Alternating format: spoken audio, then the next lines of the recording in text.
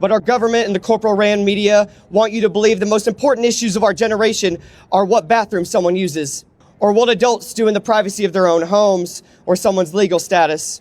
But this, like every other culture war topic, is a distraction from the real problem. The problem is that the greediest people on earth are robbing you blind but convince you that it's not a problem.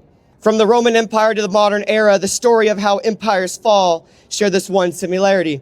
When you allow the rich to hoard more wealth than they could spend in 10,000 years, that society will collapse. Our country and the people of the world will one day realize that the problem isn't your fellow human beings or any other issue the news tells you is a problem. The problem has always been and always will be that the wealth of a nation belongs to the people who earned that wealth with the sweat of their brow and not to the oligarchs. They fear that the people will one day realize that we have more in common with every worker in America, regardless of religion, skin color, or place of birth, than you do with a billionaire. Because as we've so clearly seen, the rich will happily sacrifice your family's lives if it means an extra dollar for their bottom line.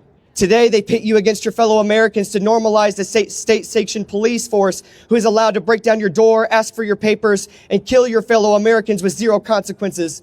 This is what the Nazis did.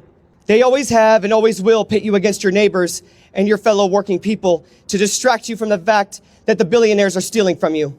They are robbing you blind, taking your rights, taking your health care, taking away support for veterans, workers' protections, rising the price of medicine, food, and health care. And they get away with it, all because they've convinced you to hate your neighbor. The biggest con the government ever pulled on us was to convince us to work 40 plus hours a week, 5 days a week for 50 years, spending no time with your friends, your family, your passions, or your children.